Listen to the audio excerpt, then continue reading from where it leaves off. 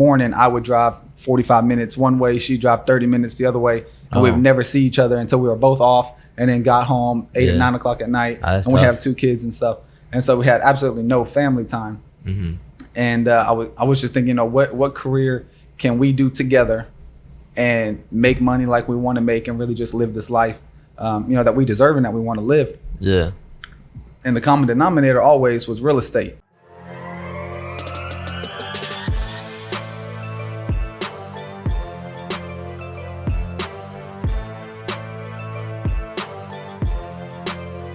Welcome back to the False Nine Podcast here with episode 151. It's just me tonight. It's me solo. The boys are out. They're going to be out for a few weeks. We got some things in the works. I'm here with the guest, Cameron, the king of real estate, Gomez. How you doing, my man? Good, brother. How are you? Good. Yeah, it's definitely cool to meet you. This is my first time doing an episode with just me and a guest, so I'm a little nervous. That's probably why I fucked up earlier. Oh, you good. Yeah. You good.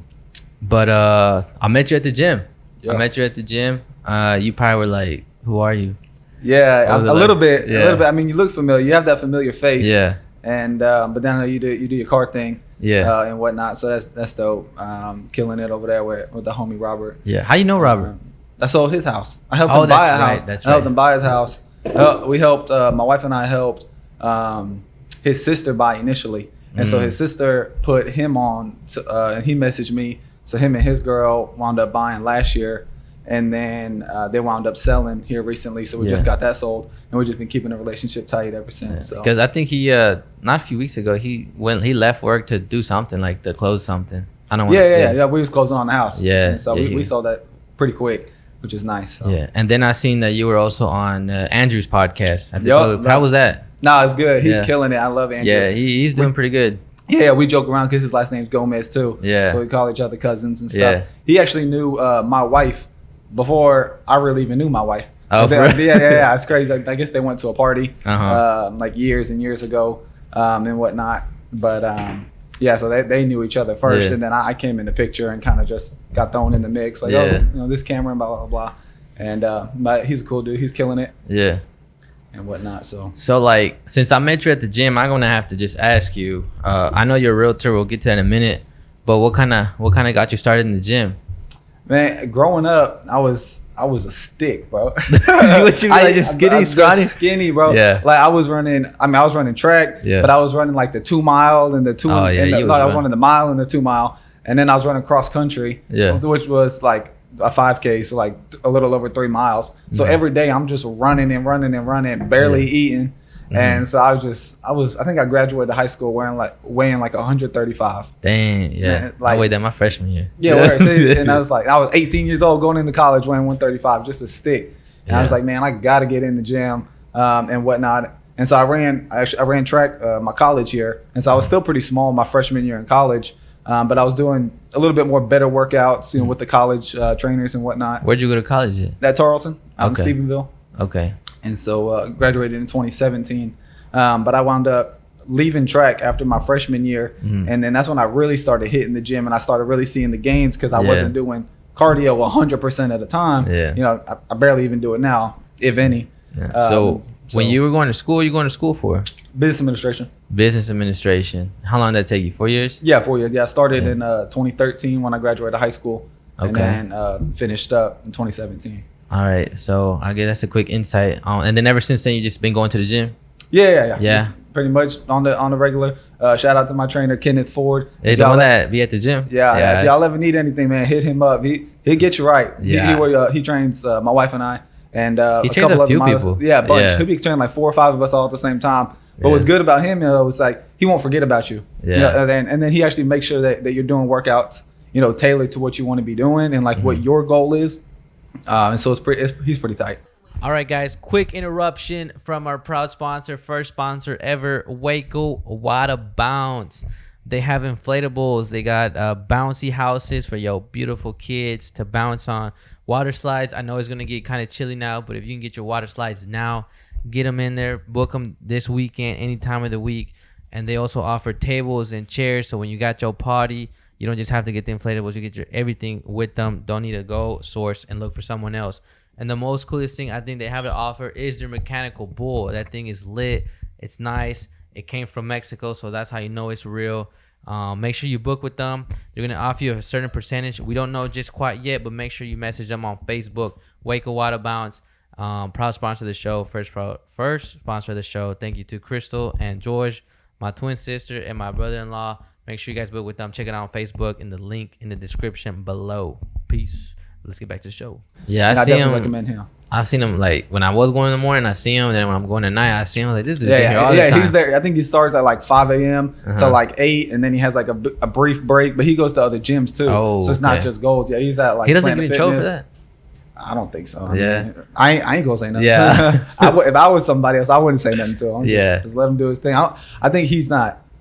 He doesn't like get in people's way or like cause a scene or anything like that. He's kind of like nonchalant about it. So he's doing his thing. Yeah, that's cool. Good. So growing up, I guess we'll backtrack and then get to where you're at now. Were you born in Waco? No. So I was born in Arlington, but I grew up majority of my childhood in New Jersey. New Jersey. Yep. Dang. How'd you end up over there? I moved in with my aunt and uncle. Okay. And then going into middle school, I moved back in with my dad. In Arlington? No, Crowley. It's like Fort Worth area. Okay. And so that's where I graduated from, Crowley High School. Mm-hmm. Wings up, baby. Yeah. And so that was cool. Growing up over there, growing up in Fort Worth, it's a totally different scene. I bet. It's like Waco, but 10 times bigger, right? Mm-hmm. And so you have a lot of different ethnicity and whatnot that you see over there. And growing up, kind of in that area that I grew up, you see everything: the good, the bad, the ugly type of thing. So you can easily go down the wrong path, but with a strong head on your shoulders, and you do the right thing. How old were you when you were in Boston? New Jersey. Oh yeah, New Jersey. I say Boston. It's all good. It's East Coast. Yeah. I moved there when I was like 2 or 3. Oh, you were young. Yeah, and then I stayed there till I was 12. So what was that like? Cold. Bro, yeah. Like the winters over there are ridiculously cold. I bet. But like the summers aren't like Texas hot, which is nice. I mean, it still gets like 90 and whatnot, but it doesn't have that big humidity, which makes it really hotter here. And then you're right by the beach, and so we were at Seaside. Have you ever seen Jersey Shore? Yeah. I grew up going there. Oh yeah. And so all those episodes and stuff, I'll just be reminiscing on. Man, I used to go on that boardwalk. I used to play that game and whatnot. Shit. So it was pretty dope. And it was kind of being by the beach is a whole different scene. Is it? What is that like? Like I think it's just enjoyable. I love the beach. I love just walking on the beach, hearing the ocean and the waves and whatnot. Kind of just like a calming factor. Yeah, that's definitely my go-to on a vacation. So what kind of like people you hang out with when you were a younger kid, like in over there in the East Coast? Well, what kind of kid were you? I like to think I was kind of a nerd, really. Oh, really? Yeah. I mean, I was part of like the math team. Oh, shit. Yeah, bro. Like, but now looking at it, I'm glad that I was, because I'm very educated and very smart in things that I do. But it's all because of that upbringing and that foundation that I had. Yeah. And I mean, I think that's a lot of that is because of who I am today. Yeah. And so I may not be here, doing what I'm doing now if I didn't push myself and grind myself doing those math club leads and all that nonsense growing up, and just the connections that I made and whatnot. No, I bet like definitely growing up, it kind of like molds you to like you're kind of who you really are now. Now, there's things I do and I was like, man, I was doing this since I was a kid and it's just taken me this far. Yep. So you say you're a nerd, like you're very just a good kid. You're not doing anything bad. I did get a curfew ticket. Oh yeah, watch out. Hold up. So a couple of me and my homeboys were out in the neighborhood just walking around. I think we were actually playing catch with the football, and where in Crowley they actually had like an 11 o'clock curfew. Oh, okay. So you couldn't, if you were like under 16, you couldn't be out past 11 o'clock, and we were, and the cops wound up stopping us. And I wound up running and like hiding under some bushes and whatnot. It was crazy. Yeah. But I did get a ticket. I did community service 25 hours. Dang. So that's locked me up. Put you bad kid, that's bad influence. Bad. So, nothing really. I mean, I know for different people it's different age, but you're growing up, you start seeing good things, bad things. How did you kind of decide as, growing up, like, okay, I need to stay away from this, or I need to go this route, Yeah. Well, I mean, I had a lot of homeboys growing up that went that left route, and I seen what it did to them, where they ended up, where they are now. Yeah. And some of us not even here with us now because of the decisions that they made when they were 15, 16 years old. and I knew that wasn't the life for me. Even growing up, I mean, what's good is I was in sports, and I think sports really help you. Yeah, I agree. Become what you want to. Not only just become what you want to be, but they give a good head on your shoulders, because you have to make the grades. You have to have the good like attendance in school and whatnot. You can't be doing bad, because then your coaches are going to find out and they're not going to play you. And so I enjoyed playing basketball. I was on the track team. I played football very seldomly. For like 3 games, and I quit. I busted my chin open. I was like, this ain't for me. I'm too pretty for this. Get me out of here. You got hurt. And well, I didn't get hurt. I just busted my chin. Oh, you was like, I can't do this? I was like, nah, see, my face, I need that. So quit football. But yeah, I mean, I just saw what going the wrong direction had, and that wasn't for me. I've always been a big person on life of luxury and high dollar items and stuff like that, and that comes from people that work hard and that are doing good for others. I'm a firm believer in you do good for others and it'll come back to you. And so I've always been trying to put people on, because I know that it's going to come back to me, and it has many times. So I mean, if anyone who's watching, if you don't know yet, I mean, you're a realtor. How did that get all started, and kind of how did you get there? So I was just thinking for a while, because before I was a realtor, I was the branch manager for a bank. Oh yeah, you told me that. My wife was a branch manager in Waco, and I ran the branch in Waxahachie. And at the time we were living in Hillsboro, so like every morning I would drive 45 minutes one way, she'd drive 30 minutes the other way, and we would never see each other until we were both off, and then got home 8 or 9 o'clock at night, and we have 2 kids and stuff, and so we had absolutely no family time. And I was just thinking, what career can we do together and make money like we want to make, and really just live this life that we deserve and that we want to live. And the common denominator always was real estate. Oh really? And so I knew nothing about it. Never read a single book, never read a single newspaper ad on real estate, nothing. How old were you? I was 23. 23, okay. Yeah, 23, because I've been licensed for 3 years. Because I'm 26, so yeah. Dang. And so I told her it's crazy. I took her out to dinner at this Italian restaurant downtown, and I told her, I was like, hey, like, we have to leave our jobs. Oh really? We were both salary managers. I was like, we have to leave our jobs. It's going to be better for the family. I got us. I know it's going to take a while for us to get our license and get the business growing and whatnot. But I'll put the family on my back, and we'll get through it. And sure enough, she I don't know what she did, but she believed me. She believed in me, and we did it. And I mean, here we are 3 years later, destroying the game. I mean, like today we just closed on number 90 of the year. That's crazy. Just over 19 million in volume. And so I mean, we still have 3 more months, 2.5 more months left. And so we're just looking to beat what we did last year, which was 113. So I'm 23 away. That's dope. 23 away from beating that. So when you were having this conversation with your wife, what was you like? Man, how weren't you were scared? I had like 6 beers before. She was probably wondering like, what is wrong with this guy? I'm just drinking. I had to calm the butterflies. But I wanted something better for our family, and I knew the bank. I love the bank. I was there for a little over 4 years. She was there for 5 years. It was our comfort zone, and I knew that we were comfortable. And even growing, no matter how high we grew in that company, we would never make the money that we would make in real estate if we applied that same hours per week working at that job as if we did real estate. Because you were just salary capped out. You just couldn't make it. I'm in a no cap job to where you make everything that you put into it. I think that's important. I listen to that a lot now, and if it stays in my mind, like, you're gonna, nothing against school, but you might go that route and go chase that, and then you might reach a job. Even if you became the top guy there, your salary is probably still not, it's going to cap somewhere. There's always a cap, and I think it's important. But when you were growing up, maybe 18, 19, were you thinking that you wanted to do something like real estate, or you wanted to make, because I'm sure you knew that you could make some money? Well, when I was 18, that's when I started at Tarleton, and I was going to school for accounting. So I always knew I wanted to do something in the business realm.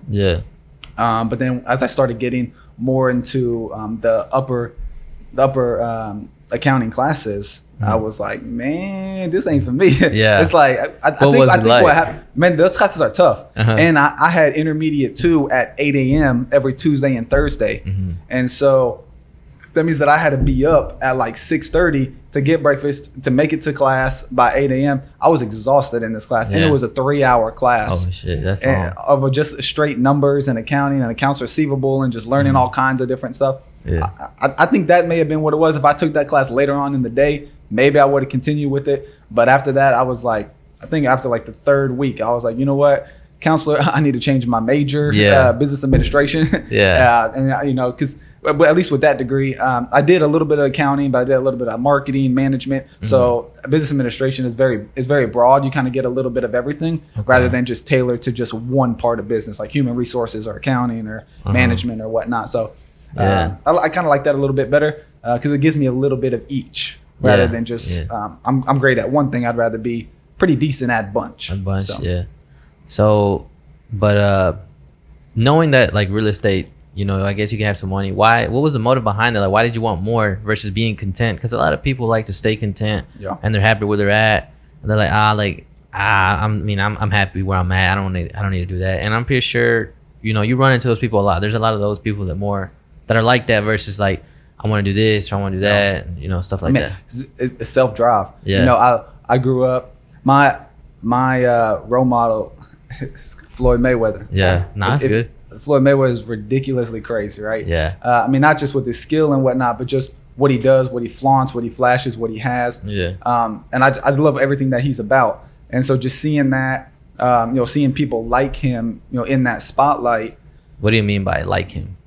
Like at that statue of how high he is and, you know, his net worth and stuff like that. You know, I love people that are flashy and that flaunt their stuff, but actually back it up. Yeah. You know, because there's some people out there that, you know, showing money and whatnot. Yeah. You know, that's cool, but who really are you as a person? Floyd is actually a really good person as well, giving back to his community. And that's kind of who I want to be. I want to be, you know, a top dog, flashy, but also known. I don't want to just be known for money and selling houses and cars and this and that. I want to be known for the impact that I give on the society. So, you know, I coach Little League, baseball, football. I'm about to do coach pitch next year. And so I give back to my community as well, not just monetarily, but through my time. Okay. So, you know, just doing things like that. Yeah. It's really just me and just what pushes me to continue to grow and grow. So when you started your job at the bank, were you already in Waco or how'd you end up in Waco? No. So I started in Stephenville my sophomore year. Going into my sophomore year of college, I started at the bank. I was working part-time and I was a residential leader in the dorm, and then I was going to school full-time. And so I did that until I graduated. But I met my wife at a sales meeting in Waco. And so sales meeting, like so like every quarter the bank would have like just a little gathering of all the branches and stuff, just to kind of talk numbers, how the quarter went, just kind of like a little sales rally to push us to do better and every single time or every single quarter and whatnot. And so I wound up meeting her at one of the quarterly luncheon meetings and whatnot on the weekends out here in Waco. So she was already here, and then we just kind of talked and whatnot. She blew me off the first time, boy. Really? She didn't give 2 damns about me. But it was all right. I'm here now, right? So we good. But I wound up going back to Stephenville after the meeting, and then I found her like on Facebook and just slid into her DMs. Wait, so hold on. No, I gotta go back. So you shot your shot and she just... Well, kind of. So I told her, because at the time I was top salesman, like at the branch for bringing in accounts and stuff like that. And so I told her, my line was, if you ever need my help, just let me know. And she was like, okay. Yeah. And I was like, all right. Yeah. That's all you got? Just okay. Yeah. And so I was like, all right, whatever. Yeah. But then like some weeks went on, and then I wound up messaging her on Facebook, and we kind of, you know, talked a little bit and whatnot. And then she finally gave in, because then I came down to Waco and we went to what's now Warehouse. There used to be Muddle. Oh yeah. Yeah, we went there for the first night, our first date, and whatnot, which is cool. But then whenever I graduated, I took over the branch on Waxahachie, and then she was in Waco. And then I came a little bit closer. We moved to Hillsboro. And then she got me to Waco. And so that's how I came here. I've been here about 3 years. 3 years. So that's cool. And what was it like, dude? Did you like working at the bank? it was cool. It was one of those that's like they're open 7 days a week, and I was constantly always working. Oh. And then as a manager, whenever you're off, you're not really off because your salary. So if your branch needs help or somebody has a question or whatnot, they're calling you for approvals or whatever the case is. And so I was like, if I'm gonna work 24 hours, then I need to get paid 24 hours. So that's true. So I guess now that you're doing real estate, you're doing good. When you first started, how was it tough? Like closing?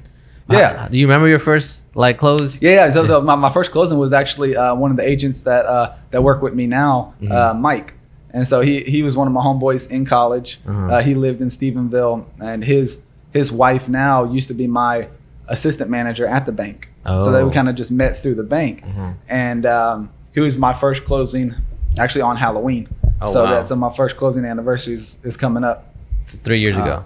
3 years ago, yeah. Yeah. How long did it take you to? Because I heard it takes you a while. Sometimes some people it takes them a while to get their first. So as I was getting my license, it took about 6-7 weeks to go through the classes and whatnot. Every time that we would pass one part of the class, my wife and I would always be posting on Facebook like, hey, we just finished class 2 of 6, 3 of 6 and whatnot. And just kind of building that rapport with people, kind of letting them know, hey, we're getting into the business. So I got licensed on September 24th and I closed my first deal October 31st. So it was just a month later. Yeah. So it was like immediately once I got my license, I pretty much had something under contract because it takes about 30 days to close. Yeah, so. Yeah. That's crazy. And you've always had like, it sounds like your work ethic is there. You've always been like that. Always. Is there a reason for that? Is there like a figure that you looked up to, or you just like movie? Well, I mean, I grew up getting my groceries from the food pantry. Yeah. Having family friends give us money that way we could eat and whatnot, going to bed hungry. I grew up at the very bottom. And so even as a baby, I grew up in the shelter in downtown Fort Worth. Really? For a while. Wow. And before I moved to New Jersey. And so just being in all of that I never want to go back. I never want my kids to ever even know what that is, right? And so I just continue to push myself and grind day in and day out. Yeah. That's crazy. So nobody would probably ever suspect that at all. Yeah. But I'm happy that I went through that because of that is who I am and who I'll always be. And so I'll never go back to anything like that. There's things now that I go through and I'm like, man, I do this. I just never want to go back to that place and feel what I felt, whether it's, being at, I mean, I've never had to go through something like that, but I'm sure it sucks. Yeah. I mean, it's tough, but at the end of the day, you deal with it. What can you do? Especially as a kid, what can you do? Can't just go get a job and start, paying for stuff. And so you were just working like, man, just working. Yeah. I've worked since I was 16. My first job was at Sonic. Oh, snap. Were you on skates? Yep. Boy, I remember one time, man, I had a tray full of food, bro. Full of food. Yep. Right there in the back. I just slipped something all over the place. I was like, man. But yeah, I left Sonic, went to where I go after Sonic? Olive Garden. Okay. Were you a server? I was a busser. A busser? I wasn't old enough to be a server yet. Oh, okay. I was, I think I was 17. You gotta be 18. Yeah. Because of alcohol and stuff. Yeah. So yeah, I was a busser. That's crazy, man. So you've been working since you could work. Mm-hmm. Yep. Yeah. So I used to go to practice early in the morning, like because we had cross country practice at like 6:30 in the morning. Go to school all day, and then I'd get out of school at like 4:30, and then I had to clock in at 6. Sonic's it's open until like 11-12, and I'd walk home because you walked home. I lived pretty close. How far was that walk? Not too bad. Probably like half a mile. Okay, that's like what, 20 minutes maybe? Yeah, but it was at like 1 o'clock in the morning. Oh yeah. And I was like 17, 18 years old. Yeah. So. Did you live in a rough neighborhood? It wasn't too bad. No, it wasn't bad. I lived right across the street from the high school. Oh, okay, so there's lots of lights on and stuff, but. Still, I was tired. You ever see do it again. Anything sketchy when walking back? No, I don't think so. No, that's crazy. Yeah, it was pretty chill. So ever since you sold that first house, is it just like house after house, or how that work out for you? Yeah. So I got licensed in September.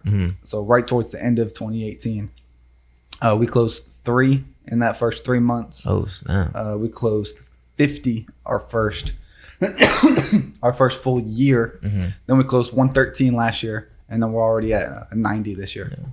So when you're selling these houses, are you kind of like, what are you feeling, or what's going through your mind, bro? Like, cause you literally left. I mean, how long were you at the bank? You said 5 years. A little over 4. 4 years. So you were at 4 years, and like, cause that takes a lot, man. You got family and stuff. Mm-hmm. I'm pretty sure you had a house and paid bills and shit like that. Yeah, so we were living in an apartment in Hillsboro. But yeah, I mean, luckily I had some money saved up, which was nice. What kind of carried us away, or carried us through until we started really getting those closings in. So did you leave your job and then go to like study this stuff? Mm-hmm. Oh, so you weren't working? Mm-mm. You weren't for about for about 6 months. No, 6 weeks. I wasn't making no money. No, bringing in school. That's crazy. So luckily I had quite a bit saved up to get us through that 6 weeks, but I needed to start cranking out some closings pretty quickly. Wow, that's insane. Yeah. And you were just like, fuck it.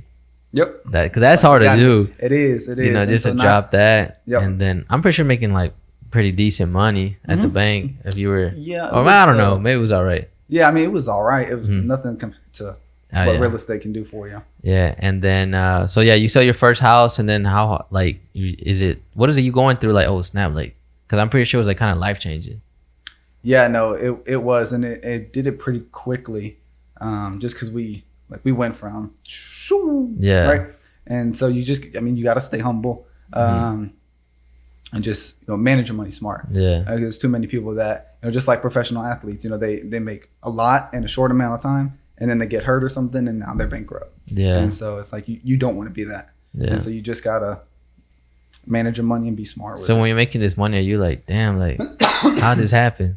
Or like, what are you thinking? Because I'm pretty sure there's some checks you've seen. You're like, what the fuck? Yeah.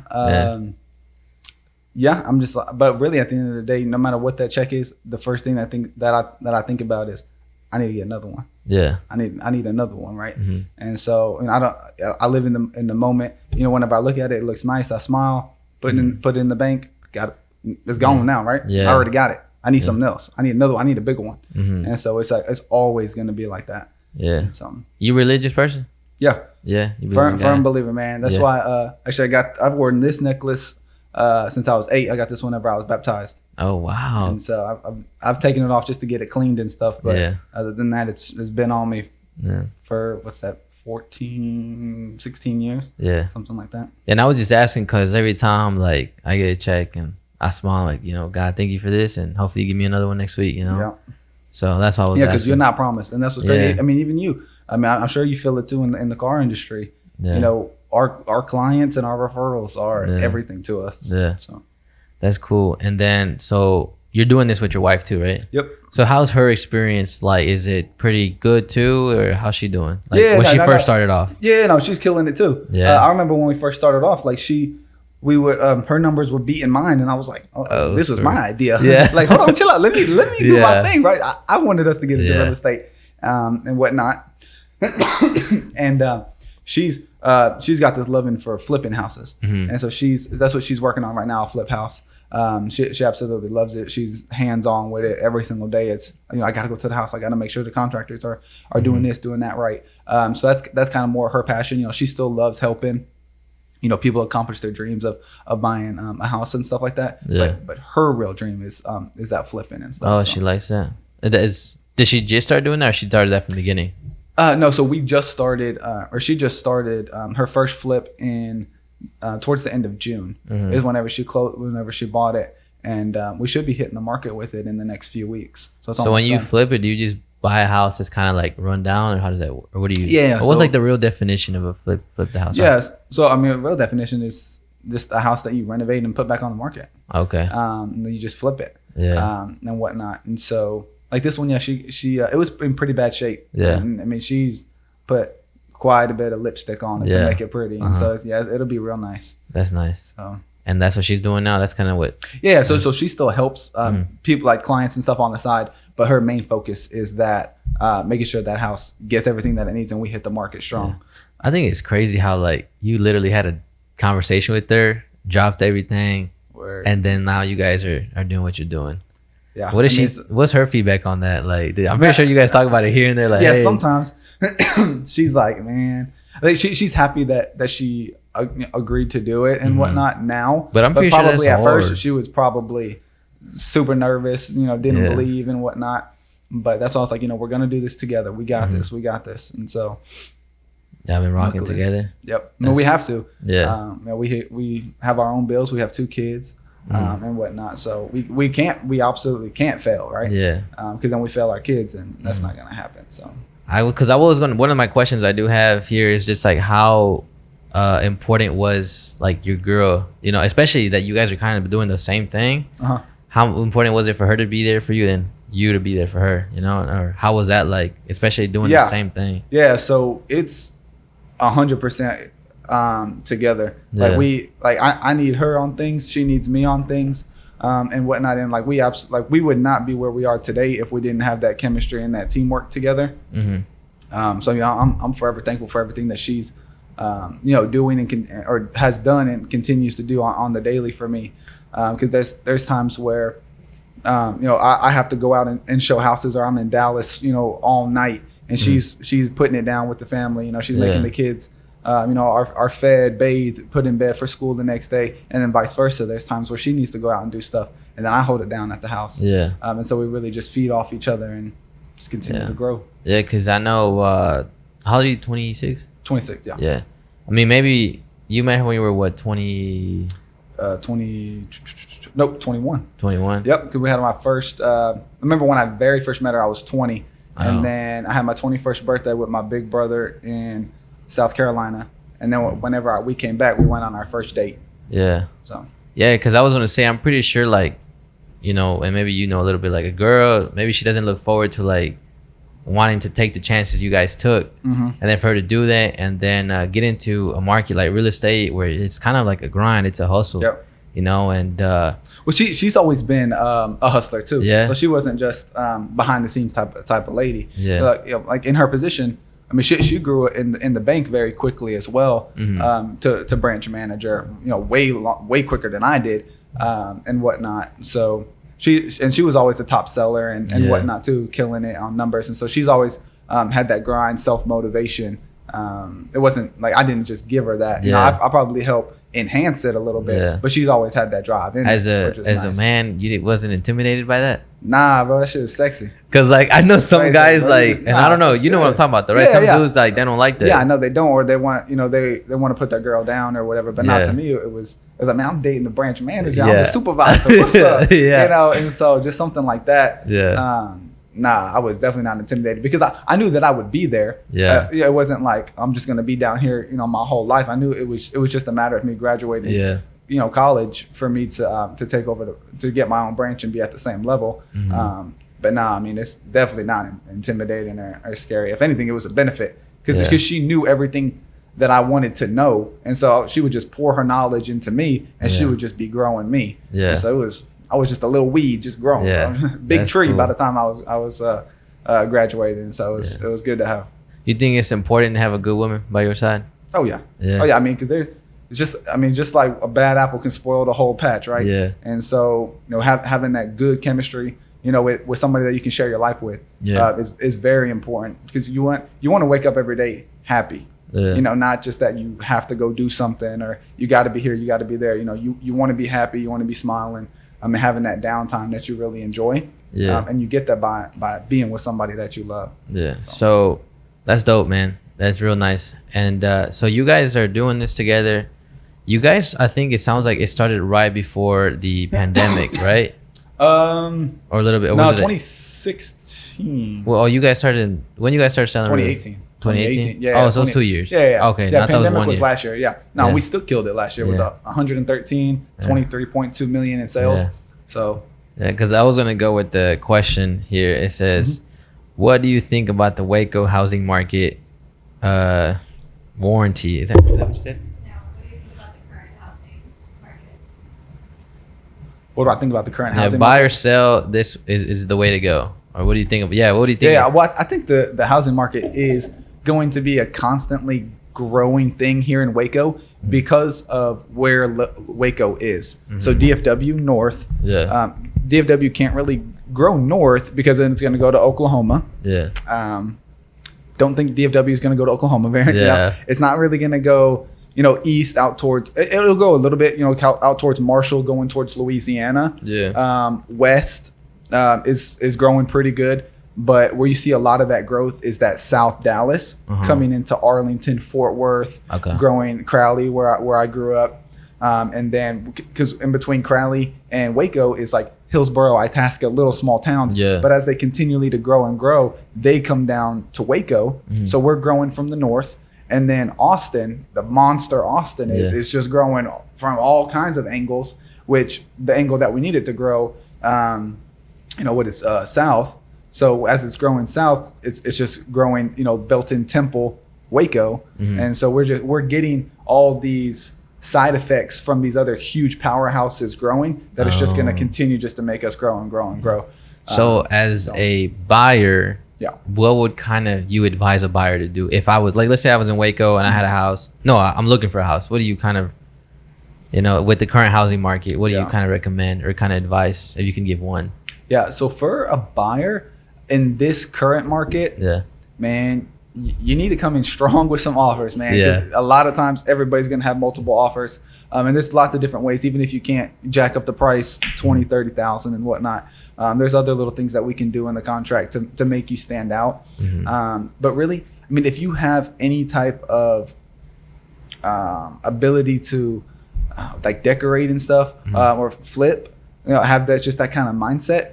Flipping is great. Buying a little rundown property, for pretty cheap, making it what you want, and then selling it, using that profit to really, and then in turn use that profit to buy what you really want, is a really good method to go. Because that way you can start kind of small, and then you can watch what you've done. You get to grow within yourself as you grow your property and your wealth, and then you get what you want out of it. And then as a seller, man, just put my sign in your yard. It's already sold. I think you just need to put a for sale sign. It feels like right now with the current market. A lot of times, especially my for sale sign. Not other people's maybe, but once you put mine in there, it's a wrap. But that's awesome. But I mean, as a seller side, I mean, just make sure your house is clean. Just do a nice deep cleaning before pictures, and we hit the market. Just make availability something that makes sense. I've dealt with a couple people that they wanted like showings to be between a 2-hour time frame every other day, and then no weekends. It's like, well, people work until 5 or 6, right? So real showings and stuff, the bulk of showings happen in the evening time when people are off work and whatnot. And then if you don't want to have any showings, then you're limiting yourself. And so always if you're looking to sell, have that open mind that there's going to be some late nights, maybe 7-8 o'clock p.m. showings and stuff. It doesn't have to be every single night like that, but just to kind of expect it, and then just be ready to sell, because offers are coming in. People want to close fast. Thanksgiving's coming up, Christmas is coming up, New Year's. People want to be in for those holidays, and by the end of the year, so kind of get things rolling. When did you ever like kind of predict because I'm assuming the housing market went from like this to this? We noticed it. Did you kind of see it like maybe? I'm pretty sure it started like pre-pandemic, right? Or it started during? Yes, somewhat. Because what happened was the interest rates dropped significantly. Like where? So that's real. Yeah. Okay. Yeah. So I heard about. I don't know. Yeah. So like rates that may have been like in the 3s and 4s and 5s. When we first got into real estate, we're dropping into the low 2s, and then really the low 2s to high 2s, which is a huge difference. Really? Even just 1%. Because you think about it, it's 1% of the loan amount. Oh, I see. But over 30 years is 360 months. Yeah. That's a long time for interest to continue to be compounding and be growing. And so just by 1% of $200,000 is significant. That's why people if you go buy a house for $300,000, if you were to pay that whole thing off over the whole 30 years, I mean, you wind up like paying double. Yeah. And that's crazy. Yeah. But it's because of that interest rate and stuff. So. And so what were you noticing in the drops? Was that pre-pandemic or was that like during? That was a little pre and then during the heart of the pandemic. I still say we're in some sort of pandemic now. We are. Yeah. But it's just not as bad as how it was last year. Luckily, my goodness. Yeah. But You were just like, dang, like what's going on? Yeah, no, I was low key freaking out. I Yeah. was like, man, do I need to go back to the bank? Yeah. Like, I don't want to, but Yeah. if I have to, because the thing is, like, people were getting laid off from their jobs, they were getting furloughed, and you can't get your loan approved, during times like that. Mm-hmm. And so you have to be working consecutively, make sure that your income's coming in before somebody's going to sign off on a loan for you. So we would have deals that we've had in the pipeline ready to go. Pandemic happened, they lost their job, boom, done. Wow. Can never buy a house, or not that they Yeah, can't buy it now until Yeah. they get their job and get things rolling again. And it's like, man, we just worked and grinded for however long to get you to this point, and now we're at a stopping again. It's Yeah. like, it's frustrating. I bet. So the rates were dropping. You noticed it. Pandemic happened, and then how did it affect your job in like selling houses? Yeah. So what was the first helps, thing that started going on? Was that like going on where people got laid off and you were like the deal just kind of went yeah, through? so that, and then what was good was those ones who didn't get laid off, and that say that they were maybe approved for like 150,000 and they were given like a 3.5% rate. Well, with rates dropping to like say 2.5%, well, maybe now they're approved instead of 150, maybe now they're approved for 180. So now these people are approved for a little bit more house because the interest rate is lower, so their debt to income with the lower rate went down, so they were able to fit in more house, so they were buying a little bit higher priced houses. Yeah. And so that with the continuation of everybody getting that rate decrease and then maxing out their now new approval of 20,000-30,000 more for a year and a half, has gotten our prices to be so much higher because that's what we're used to now. The 150 now is the 100 a year and a half ago. And so it's like, oh man, that's crazy. So, and then like what caused, because I really still don't understand it yet, but what caused prices to go up on certain houses? Yeah, well stuff like that. So people getting approved for more, and then so everybody that wanted to buy and that was able to buy wound up getting approved for more now. Well, now that we have all these strong buyers, and then we only have a couple houses, well, now these houses are getting 4 or 5 offers on it. Well, you have to beat out the offer. The seller is more than likely going to go with the one that's going to net them the most money. So you have to beat out offers 2, 3, and 4. So you're going in 10, 15K over just to try and beat it. So then now that if you lock it in 20,000 more than the list price, well, then once that sells, other people in that neighborhood are like, oh, well, Joe Bob down the street just sold their house for 400 grand. We bought it for 200 2 years ago. I want to sell. Boom. Okay. Yeah. I want to give 420 also on it. And you start seeing that? Yeah. You started seeing that definitely. a lot? Yeah. Houses. There's some houses that I would not think in a million years would be worth what we've listed and sold them at. And I'm just like, whoa. That's crazy. Like, I had a client, like, he bought it less than a year ago. And we just sold it for 120 over what he bought it for a year ago. That's insane. Like, that's crazy margins. Like, yeah, that's a high percent. Yeah, it's like, man. And then, so I also heard a lot of people were moving in to Waco. Yeah. So I mean, we still have we have way better affordable housing than DFW and Austin. Really? Even though we're growing and whatnot, we're not growing at the rate that they are. Because like if you take our average price, which is like $225 to $245, kind of like our average sales price, put that in DFW. I mean, you're not getting anything close to what you would get here. Or you think Austin. It's like, because a lot of people are like, man, I don't want to buy a house no more in Waco. Prices are too high.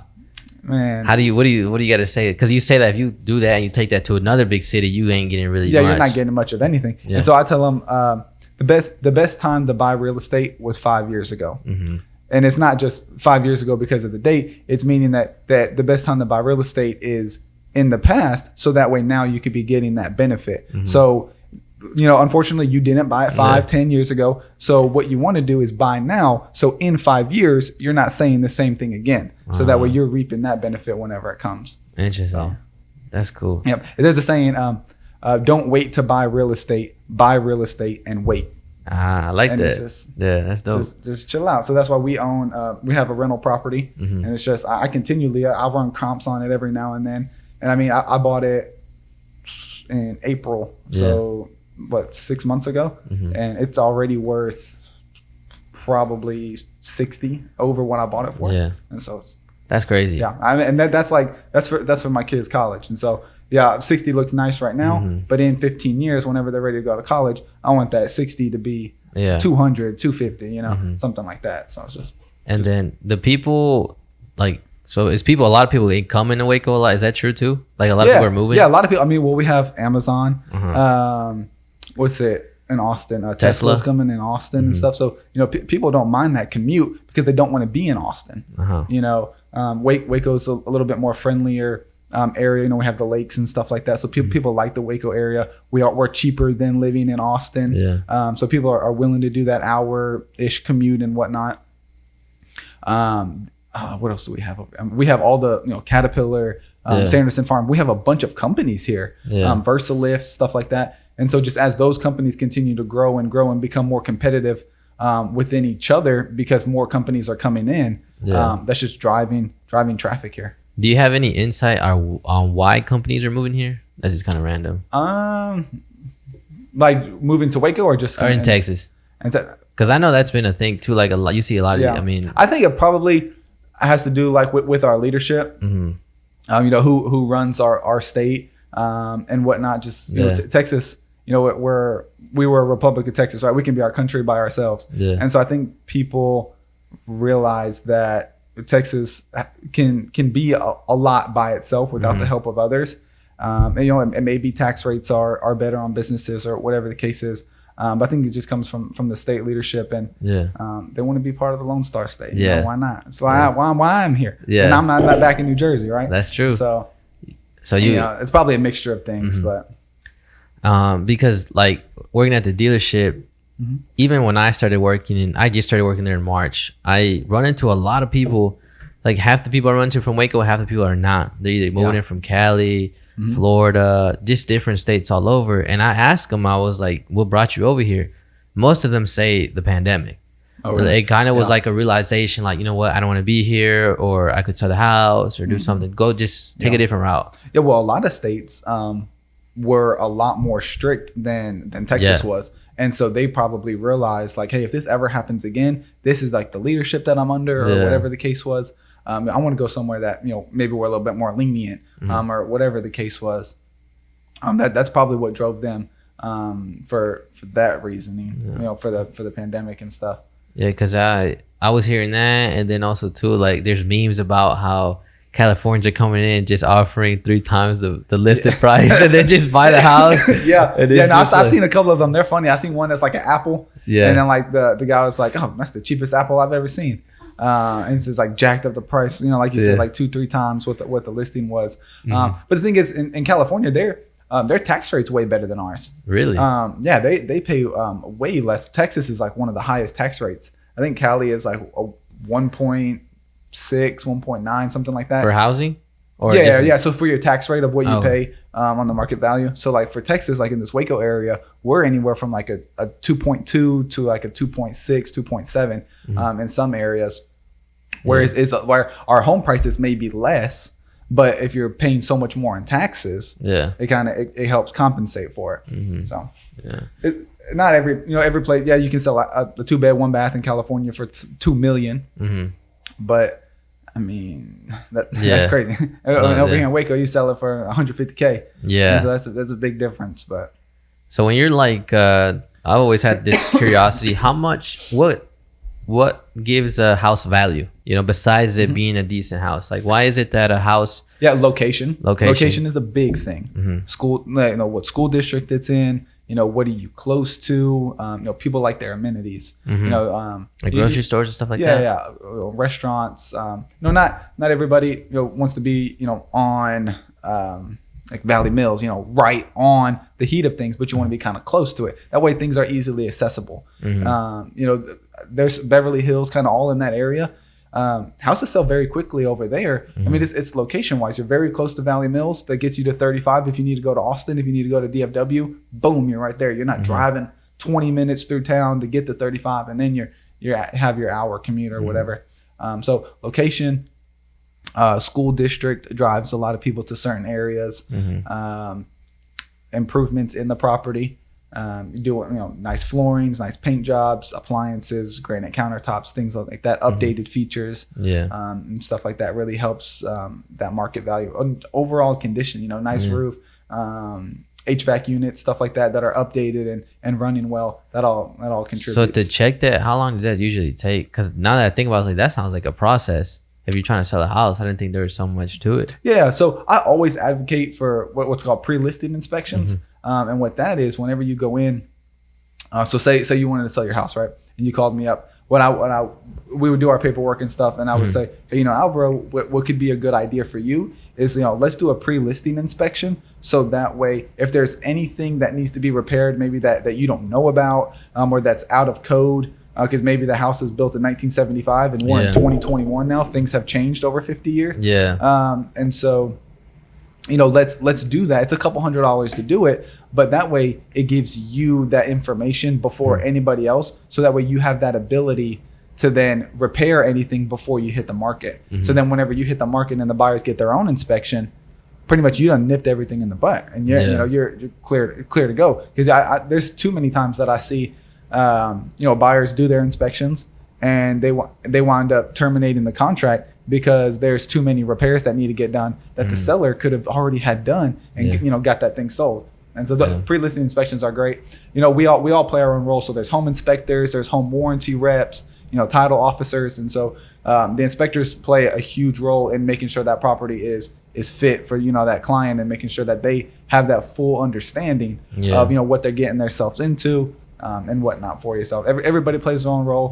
We all fit in our own lane. That's crazy, bro. I'm like in wow right now. Like that's a lot. Yeah. Like in real estate, I think like in one real estate transaction, there's like 20 to like 25 different jobs, like legit jobs that just go into one real estate, one deal. Damn. So just imagine, we did 90 this year so far. So 90 times 20, that's how many people got a paycheck with just doing my deals, right? And so I'm just one agent and whatnot, and so just imagine everybody else. And so real estate is booming. As long as the housing market just continues to grow and do good, it pays out a lot because it feeds so many different families just with all the hands that touch just one deal.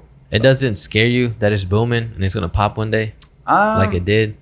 I mean, I don't think it'll pop like it did. I think a lot of people now have a lot of skin in the game. They're putting their own cash money down opposed to where people were doing 100% financing and where they was like, oh, okay, man, you can take it. I have nothing vested in it, but my monthly payments or whatever. If they were even making them, So, now that people have their own, sweat equity vested in it, I think that's going to help. There's a lot more regulations and stuff that go into effect now than what didn't before. So that always helps. Of course, I'm always scared, but I'm very smart with what I do in my own investments with properties and stuff.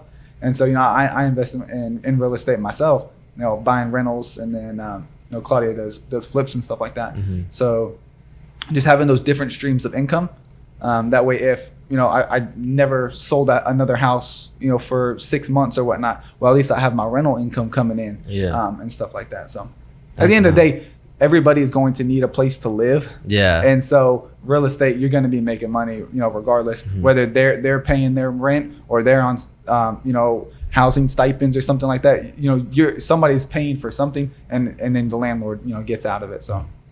So you're making some pretty good money, you and your girl or wife. Does your mindset change a little bit? Like, okay, like I need to do this a certain way, or I need to kind of like, did you want to grow your mind? Because I'm pretty sure like maybe someone like me, I make a certain amount of money. I might not know what to do with that money. When that was happening with you, did you ever have like a time where like, okay, like I need to do something with this and just have it here versus or like multiply it or so I always had goals for myself, financially and what I wanted to obtain. So I told myself that I would get our primary house first, then I would get an investment property, and then I would get the car that I want. And so I did it in that order. So those are my three main goals getting into real estate. And now that I've accomplished all three of those, I just want to grow my portfolio now with flip houses, with rental properties, and just continue to grow. So that's the majority of what my money for the next bunch of years is going to be going into is just buying and buying more properties. That way they can continue to grow themselves. And so whenever it comes, whether I'm 40 years old and I own, 15 properties that have all been paying on for the last 15 years, and I just want to sell them all, boom, I can, sell them all 2-3 million. Yeah. And I'm 40 years old, I'm retired, I'm ready to go. Yeah. And so that's kind of the game plan. Just continue to grow and grind. Yeah. So you're wearing some chains, you got a nice watch on. If I'm just a random dude, I'm like, damn, like, why are you wearing that? Because I know a lot of people think that. I'm someone like, I got two chains. I like to wear a watch too. And hopefully I can accomplish a lot of things in my life too and have flashy things. Yep. But what do you have to say to like that? Or how do you humble yourself? Because you sound like a humble guy. And I know talking to you, you don't seem like that. But if someone was to see you and like first meet you, like, oh, that dude's a douche, Yep, I 100% agree with you. I'm sure, and I hate that people think that way because the reason behind the chains is the B is my daughter, the middle one was my mom's who passed away, and then this one was from my aunt who baptized me. Yeah. So they're all just meaningful pieces, and that I wanted to keep with me everywhere I go, no matter what I do. And so to me, I mean, it's my life right here around my neck, and then my wife on my finger. And so it's like, but unfortunately people do judge. They're probably like, man, this guy thinks he's a rapper. He's 3 chains, all crazy, which is crazy. But at the end of the day, that's their immature mind. Yeah. If they were that interested, they would ask me, and I would tell them the same thing. It's 3 of the 4 most important women in my life: my daughter, my mom, and my aunt who raised me. Yeah. And then my wife's on my finger. And so I bet you, if they were to ask me and I tell them that, then they're like, okay, that's cool. That's cool. Yeah. But people are shy. People are ignorant. At the end of the day, it is what it is. And I like it. I think it flows good and whatnot. So. Do you like flashy things? Oh, yeah. Yeah. Yeah. I mean, I love the sparkle. I love the shine. Yeah. So I still have earrings that I feel like I'm never going to get rid of, which I probably need to. But I'm just going to keep on riding with it. Did you, when you're like, you get these flashy things, are you ever like, dang, like I shouldn't be getting this? Or you like, man, I deserve this? Man, no, I always feel like I deserve it. But I think it's like after I buy it, I'm like, ooh, should I have bought that? Yeah. I even think about that sometimes with my car. Yeah. I'm just like, but I know that that's what I've wanted for so long. It's like, if I don't do it, then what was I ever dreaming of? You know? And so now that I did it, it's like, now what? What's next type of thing? Because I hear people talk about like, because when people ask me like, what do you want to do? What do you want to have? I tell them like, I want to have a certain amount of money. I want to have this car. I want to have it. Like, oh, why? I just do. If there's no specific reason, I just do. I want to travel the world and see, crazy places. And I know it's going to cost a lot of money. And I need to know a certain amount. Like, this is what I need to make to do that. Yeah. And some people like look at me like, for what? Like, why? And kind of look down on it. Yeah. I don't know how you deal with that, or when you have conversations with people and they come at you like that. Yeah. No. For me, it's just I surround myself with people that are like me. They're like-minded entrepreneurs, individuals grinding to be better than themselves, because ultimately that's all that you need to be. It's just better than who you were yesterday, and whatnot. So I don't really surround myself with negativity, with people that are content with what they're doing and whatnot. I want to grow. In order for me to grow, I want to see other people at a higher level than me. So I have that to obtain to. And then even people that I hang out with that look up to me, we all just feed off of each other. It's just a step, a step ladder type of thing. So, when did you realize that was important to surround yourself around people like that? Man, that's years. Yeah. So that's kind of always been my sole, because I think objective type of thing. It's the biggest, like, you could say, like, roadblock to people. Because I think I see a lot of people, and you probably have too. You run into them, and they just have potential. Yep. But they just surround themselves around the wrong people, negativity. Let's go out and party. Let's go get a drink. Let's go hang out here. And just one false move. Take you down. Not just that, but like, I think that kind of habit. Like, I have people in the past, and now they just always want to hang out. you know, and I've always been told like, dude, like come hang out with us. And I'm like, nah, bro, like I gotta edit, I gotta make some clips, you know, try to grow. You gotta grow yourself. And then it's just like, dude, like chill, you know, wait. And I mean, there's times I do give myself a little break, you know, but most of the time it's like I'm here right in that corner, bro, just doing it and doing my best. And then I think I struggle trying to surround myself around that positivity. Yeah. And kind of, I know that I don't have a some people to go and hang out with and have like those conversations where I want to grow and want to like do certain things. And it's just like, I keep it in my head and all I got is like YouTube and like watch certain things. And it's just like, man, like I guess I don't have like that circle, you know what I mean? And I think it's just part of growing and realizing like, okay, I am different. I do want to make certain amount of money. I do want to grow like this. And then I think once you start taking that route, so certain people, you know, they just start slowly fading away in your life. Yeah. I mean, a lot of my college, my high school, you know, people that I grew up with, I don't even really communicate with that much anymore. I mean, I'm further away now. I'm in Waco. A lot of my friends are still back in Fort Worth, you know, Crowley area.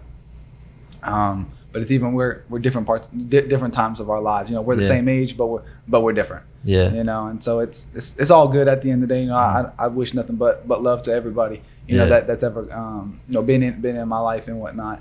You know, much appreciate a lot of things that they've done for me, because even in those bad times, you know, they were there for me. You know, their parents were there to put a hot plate in front of me, a birthday cake on my birthday when you know my family couldn't or whatever. Yeah. And so, you know, much love always to them. But at the end of the day, people grow apart. You know, people have lives and whatnot, and we just want different things. You know, I want that top tier life of luxury. And you know, not everybody does. So. And how did you like run into these people? You know, just out of nowhere or going to certain things? Really just just like kind of who I hang out with now. Like the good people that you want around you that help you grow and become a better person. Yeah. So work related. Like my best friend now I met through real estate. He's my lender. Well, he's my preferred lender that I try and push, or not really push it, recommend him to clients and whatnot.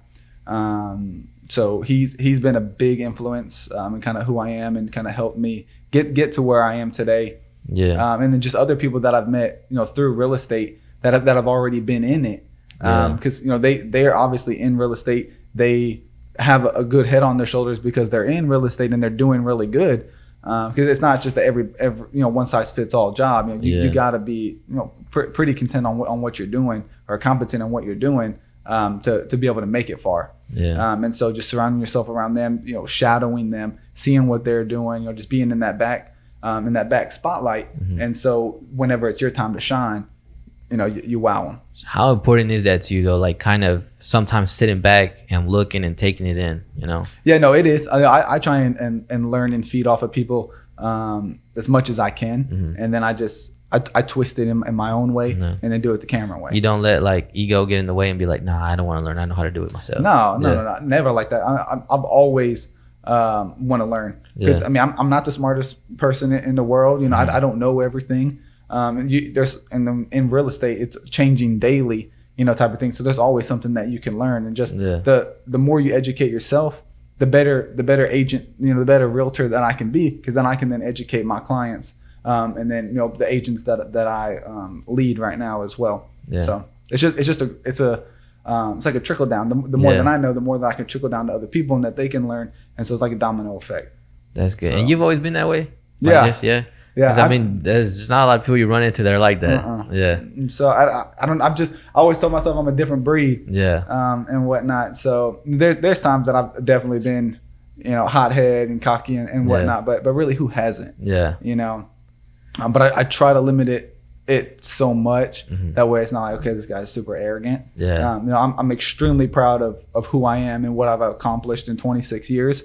But this is nothing compared to what I have dreamed, you know, to become later on. So, and I wanted to ask you one kind of funny question. Okay. You got this nice car, and I don't want to put a name on it. You can if you want to. If that's okay. But you pulled up in this other car, and I'm just curious. My gas saver. And I'm just like, is there a reason for that, or are you just like kind of like that's just a daily driver, or what's up with? Yeah. So I call it my pumper chumper. Because I was just that's like my gas saver. I was just like, oh, like this guy's in the, and I wasn't like, that threw me off, bro. It threw me off. And I'm not judging, but I can't pull up in a spaceship every time. Yeah. But for one, I was blocked in because I keep it in the garage, and my wife was in the driveway, so I was blocked in. Yeah. So I had to take this. Yeah. Because she was working on, she putting up Christmas decorations already. But I was like, this guy's pretty humble if he's driving this around. Yeah. No tint either. I seen. No tint, just chilling. Yeah. And so that's my gas saver. That's like 40 miles a gallon. Damn. Because I'm always on the road. Like say, we work DFW, we work Temple Belton Killeen, and so I need something that I can put a lot of miles on. And you don't mind driving it? No, it's crazy. I tell people all the time, it's like, dang, I drive.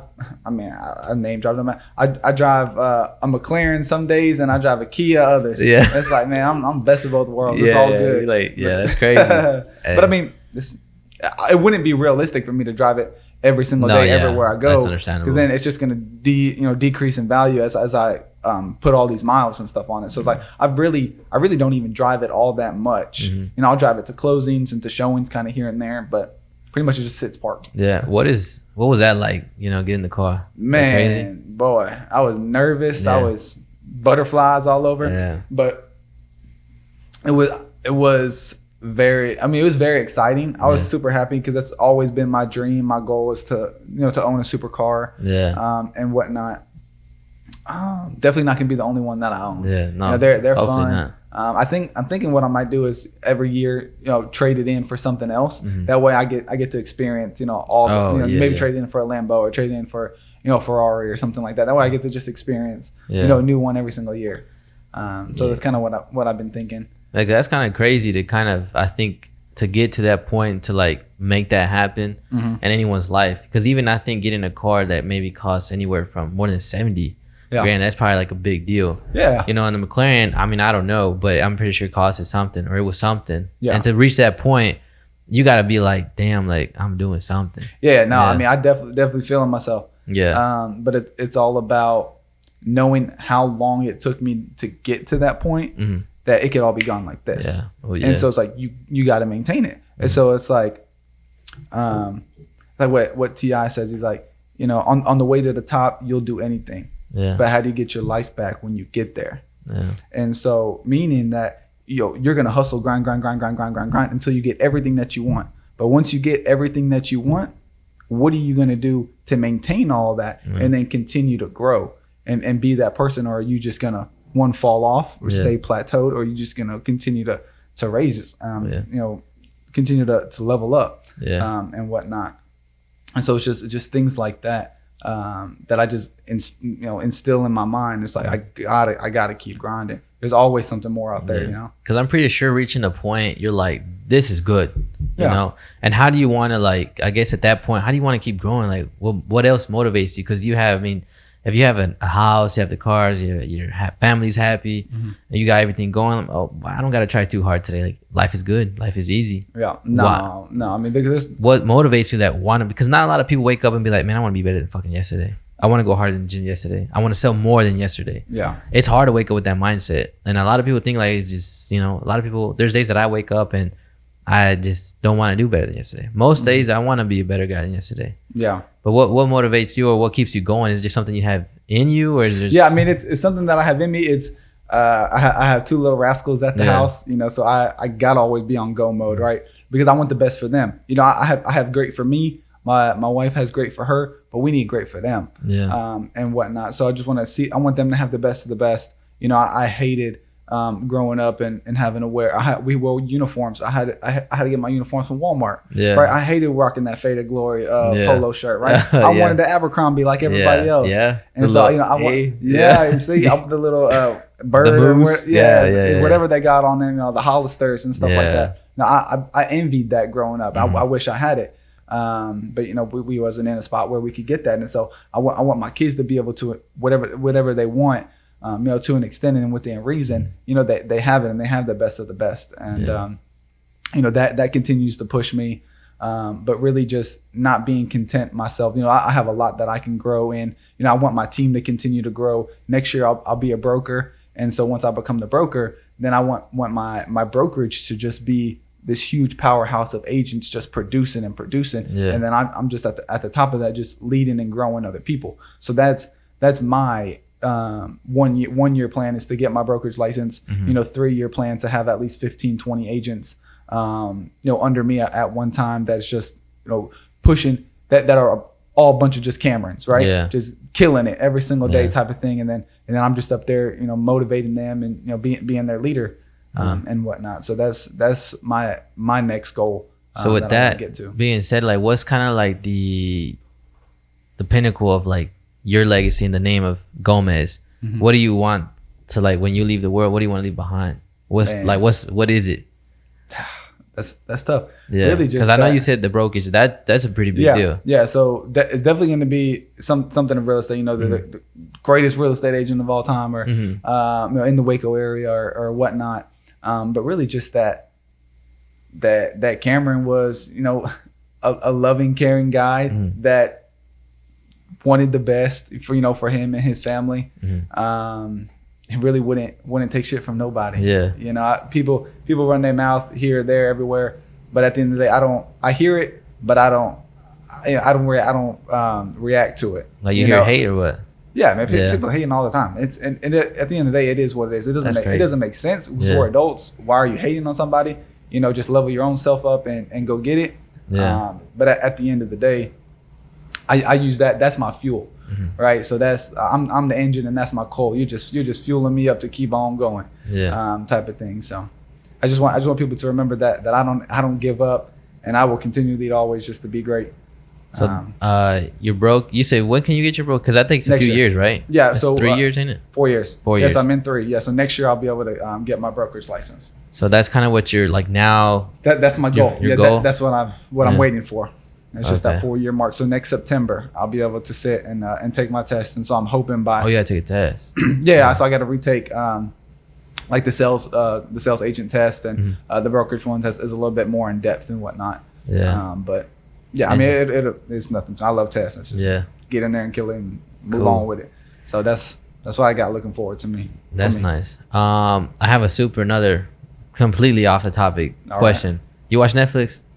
When you can? Occasionally. You watch Squid Games? Nuh-uh. You haven't watched it yet? Never. Oh, I can't even ask you that. Oh, man. I was going to ask you if you've seen it and what you think about it. Oh, yeah. No, I haven't seen it. You've heard about it, though, right? I've heard about it. Yeah. That's about it. I think because my wife is like scared to watch it, or it's like too gory or whatnot. Yeah. So we haven't even clicked one single episode. Oh, man. But we watch All American, though. I haven't seen that show. You haven't seen All American. Yeah. What else is on Netflix? Because a lot of people are just because Squid Games is hot right now. That's why I was asking. Yeah, I want to watch it. Yeah. But she's like, it's too gory. You got kids, blah, blah, blah. I'm like, all right, I'm not even going to fight it. It ain't even worth it. Yeah. So it's just like. Yeah. So, bro, I mean, this is probably getting towards the end of the podcast. It's been pretty cool talking to you, getting to know you and what you do. I appreciate y'all having me. Yeah. I don't like, now that I'm older, I don't really judge nobody. I'm just curious, especially now with the podcast. I'm like, I want to have a conversation with this person and see what they're about. Yeah. And definitely kind of learn some things. And I'm just like, probably the most thing I've learned that, I mean, there's people out there like you, bro, around, just gotta, keep, and then also keep doing what I gotta do and just keep pushing, you know? But yeah, I'm happy you came, and it's, like I said, this is my first time doing a podcast with just me and someone else. Kind of like, I was nervous, but I think it went good. I was happy, and it's cool to get to know someone like you, and hopefully I meet other people too. Heck yeah, man. Well, just keep killing it. No, I appreciate you bringing me on. Yeah. It's been a pleasure. Episode 2, let me know. We'll run it back if you need, your crew members and whatnot. They'll be back. Yeah. You start bullying questions towards me and whatnot. I love stuff like this. My goal is, that those TV shows, like with those realtors and $1 million listing and stuff. That's where I want to be. Yeah. On the big screen, showing houses. Doing my thing. And so, anytime that I have the ability to be in front of the camera and just just do my craft and just talk about myself, really, right? That's pretty much what I've been doing. I love it. So this fuels me too. So I had this on my calendar. I know we missed last week or whatnot, but I've been looking forward to it. It's just like, heck yeah, I get to be on another one. This is my third one. That's dope. I got to be on. So anybody out there watching this, if you have a podcast too and you wanna feature me, I love the opportunity. just hit me up. So how can people find you? Where can they find you? Yeah, so Instagram at Cam Sells Texas, the whole Texas, not just TX. Yeah. Facebook, the CCG team, and then just my own personal page, Cameron Gomez. You get to check out all our real estate stuff, everything that we do. Much love. Get to see the family and whatnot. And that's it, man. Well, guys, that concludes the podcast, episode 151. First episode after the 1 year. I had my 1 year last week, so that was fun. Congratulations. I think it's definitely a good way to start. If you listen to the full podcast, make sure you give it a like, subscribe, make sure you share. If you're on Spotify, Apple, I appreciate you for listening. I hope you have a good day, whether you're going to work, leaving work, or whatever you're doing. Keep going. And see you guys next week. Peace. Peace out.